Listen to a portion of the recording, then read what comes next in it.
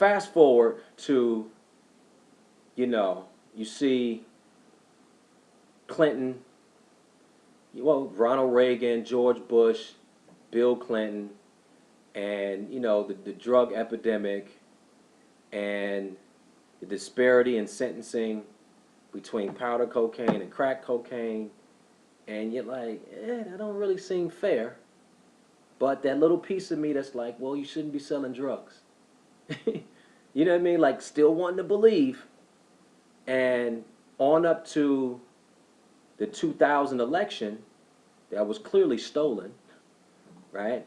Okay.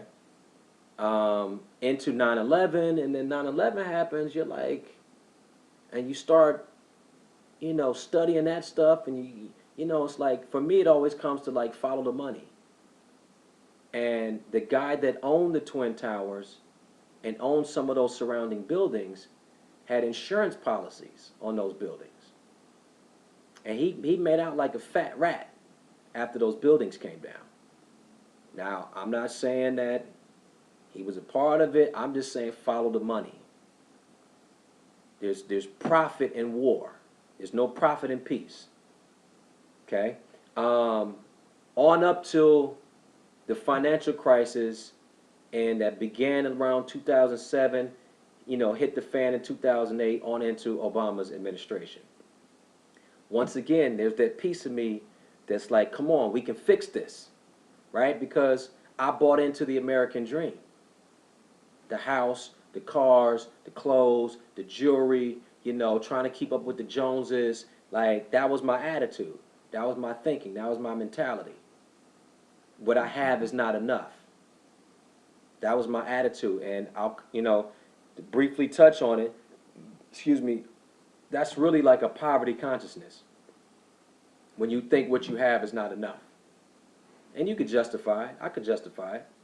But it was in comparison to somebody else. That's how I was able to justify it. So that's a whole nother topic, poverty consciousness. But anyway, so I was doing those things, and when the market crashed and my house was worth less than half of what I paid for it, my car was worth less than half of what I paid for it. It's like it was a head scratcher.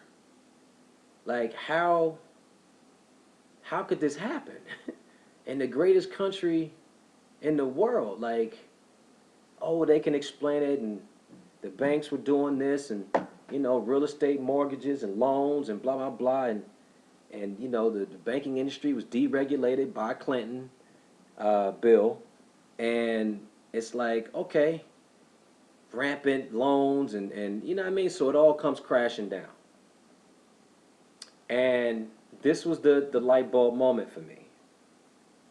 So I'm watching, C-SPAN. And if you're not hip to C-SPAN, that's where they got the camera in a lot of those meetings, hearings and congressional meetings and stuff like that. So I don't go to CNN. I don't go to any media outlet. Like, I'm going to go to, like, put the camera in the room, and I'm going to listen. So they came up with the idea of bailing out the banking industry, which was a head scratcher, because I'm like, they're the ones that caused the problem. But too big to fail. Can't let this happen.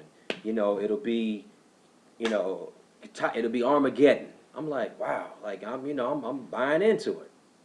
So they come up with a bill that was roughly like $700 billion, and I'm like, whoa, it's a lot of money. And so, but I'm like, if y'all saying this is what it's gonna take to fix it, like I'm with it. I hope they vote for it, because we all got things that we trying to hold on to. Things, houses, cars, investments. We trying to hold on to this stuff. Stocks. The bill doesn't pass. I was like, what? Y'all was saying this was Armageddon. What do you mean the bill didn't pass? So they go back in and they had to restructure the bill. The next bill comes out $840 billion. I'm like, what? What's with the extra $140 billion? Like I don't understand. And what the explanation was, they called it, they had to add sweeteners to the bill. What's a sweetener? A sweetener is, there's certain districts and senators and congressmen or whoever is voting needed certain things for their area in order to give them their vote to pass it. What? So in a time where y'all saying the nation can go down the toilet, y'all not gonna vote because it ain't nothing in it for you? Damn, okay. All right, now my wheels are spinning. So the bill goes through. I'm like, okay, well, shit, at least we got it done. And then it became, well, where's the money coming from? Well, we're going to borrow the money from taxpayers. Future taxpayer revenue, we're going to borrow it. So y'all going to borrow money that we ain't even gave y'all yet? Okay. Where's that money coming from? The Federal Reserve Bank. They're just going to create it. They're going to type it into the computer and magically money's created. Wow. Okay. So, and then what y'all going to do? Well, we're going to loan it to the banks, to the auto industry, so they can make loans to the people. I got a question. So y'all gonna take money from me, give it to the banks and the auto industry to loan it back to me. So you gonna loan me my money. Pretty much. What? Kind of sense does that make? So you gonna borrow money from me, give it to somebody else, and then loan it back to me, and I gotta pay interest on it? Wow. So for me, it was really like, this is a sham. This is a house of cards. This is 3-card Molly.